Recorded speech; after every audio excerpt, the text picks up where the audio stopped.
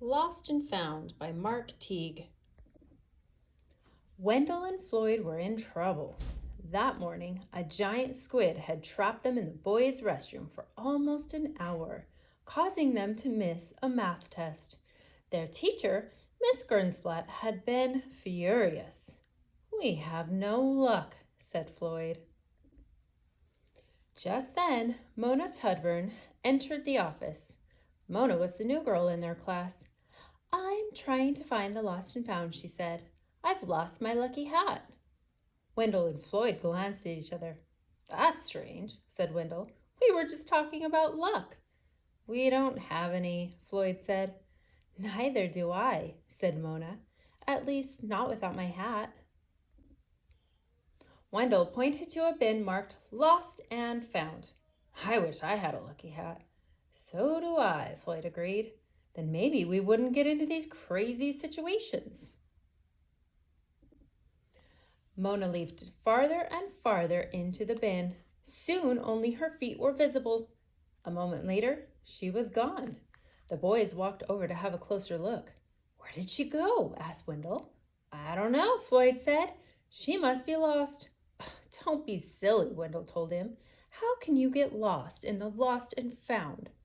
Floyd looked at the principal's store and thought about the trouble they would be in if they weren't there when they were called.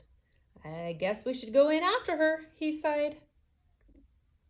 They climbed into the bin and instantly plunged into a deep well of lost toys and clothing. "Look, Floyd, we found Mona." "I think I found you," Mona said. "Maybe we should get back now," Floyd suggested. Mona noticed a sign pointing to a narrow passageway. "Hat room," it read. "I bet my hat's in there." "It couldn't hurt to look," said Wendell. "Wait," warned Floyd. "What if we get lost?" But Wendell and Mona laughed. "You can't get lost in the lost and found." The passageway led to a cave where a deep lake gurgled and steamed. "I wonder if the principal knows this is in here," said Floyd. Wendell examined a suit of armor. "Some of the stuff has been lost a long time." "I still don't see my hat," grumbled Mona. Then Wendell found a boat. "Perfect! We'll paddle across." On the far side of the lake were 3 tunnels. "Which way do we go now?" asked Floyd. "We could flip a coin," Wendell suggested. Mona frowned. "That only works if there are 2 choices. We have 3. The boys thought about that for a while. Finally, Wendell threw up his hands. "Let's try the middle one." The tunnel became a winding hallway full of doors. They opened each one without finding a single hat. "I knew we would get lost," Floyd muttered. "You can't get lost in the lost and found," Mona and Wendell told him. But they no longer sounded so sure. They came to one last door. Mona turned the knob and pulled. "The hat room!" cried the boys. But Mona shook her head in dismay. "There's too many. I'll never find my hat in here." They decided to look anyway. "Is it this one?" asked Wendell. It wasn't. "How about this one?" Floyd held up a huge pink hat with purple flowers and a canary. "Of course not," said Mona. The boys began trying on hats themselves. "How do you tell if one is lucky?" Floyd asked. "I don't know," said Mona. "It'll just sort of feel lucky." Wendell tried on burgundy fez with a small gold tassel. "This one feels lucky." While Floyd was finding his own lucky hat, Wendell's tassel began to tickle his nose. "I think I'm going to sneeze." "Hold on and I'll get you a tissue." Mona reached into her purse, and when she did, a strange look came over her face. She held up something green and badly rumpled.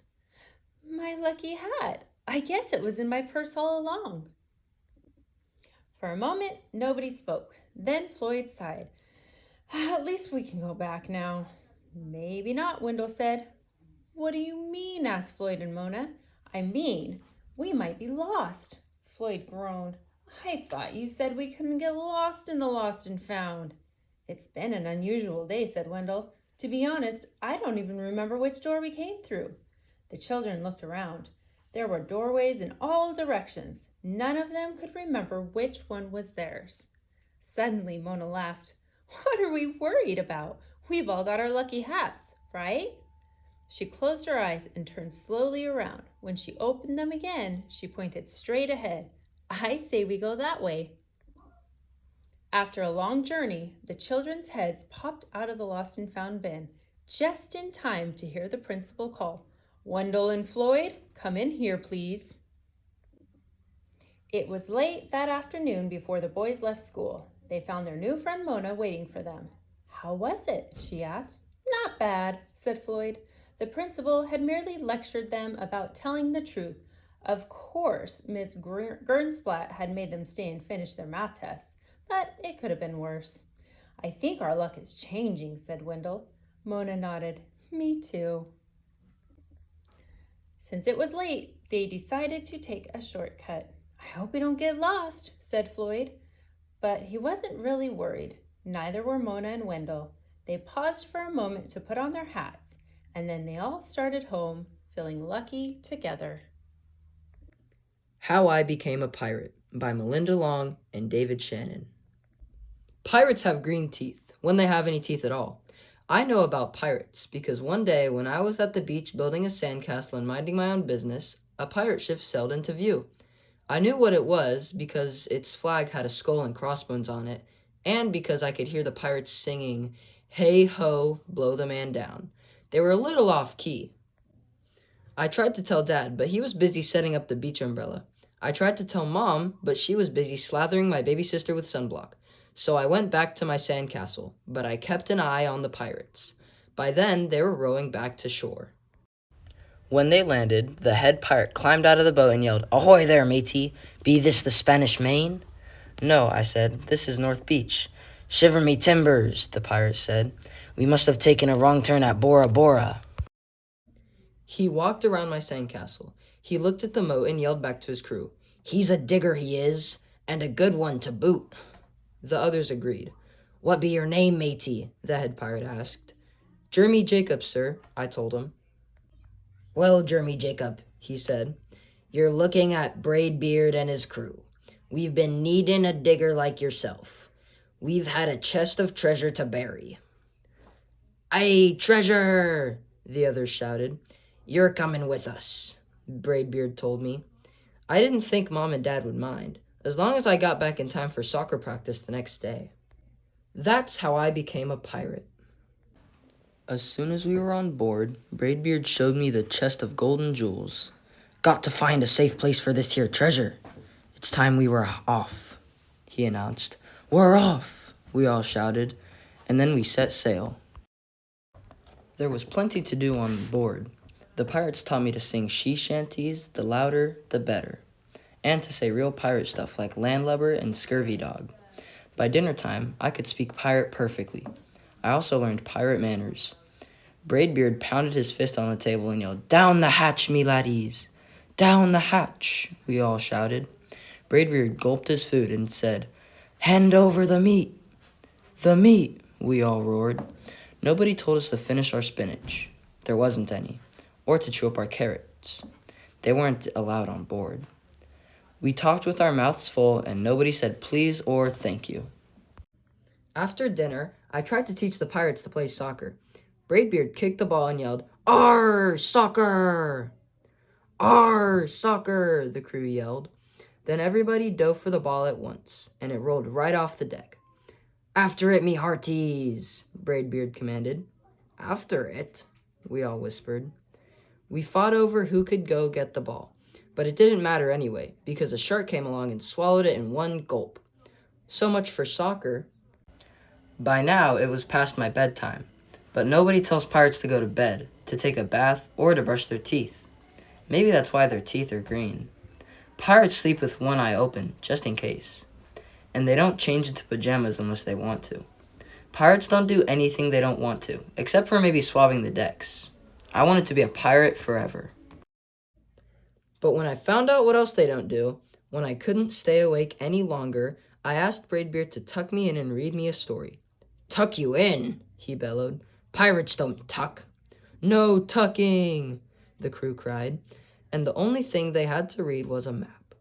Don't you have any books? I asked. Braidbeard looked confused. Books? I didn't even bother to ask about a goodnight kiss. It wasn't easy to fall asleep without a story, but I was finally dozing off when the storm broke. Thunder boomed and lightning flashed. I tried to hide under the covers as waves slammed up against the ship, but I kept falling out of my hammock. I couldn't find anyone in the cabin. They were all on deck. "Lower the sails!" Braidbeard shouted. "Batten down the hatches!" Everybody ran around yelling and lowering and battening. Nobody had time to sit close and tell me it would be over soon. Nobody even noticed me. I decided that I didn't want to be a pirate after all. Just then, flash, crash, crack. Lightning hit the mast and it split right down the middle. "What'll we do now?" yelled one of the pirates. "We'll have to turn back," called another. "But the treasure!" hollered Braidbeard. "Where will we bury the treasure?" I stepped forward. "Maybe I can help," I shouted over the wind. "I think I know the perfect digging spot." When the storm was over, we rowed back to shore and buried the chest. We drew a map so we could find the treasure again, but I don't think I'll need it. After that, the pirates repaired the ship and got ready to set sail. Before they left, Braidbeard handed me a flag and said, "You'll make a fine pirate, Jeremy Jacob. Guard that treasure well. We'll be back to get it soon enough." "Soon enough," the crew repeated. "And if you ever need us," Braidbeard added, "just run the Jolly Roger up yonder pole." "Up yonder pole," the others shouted.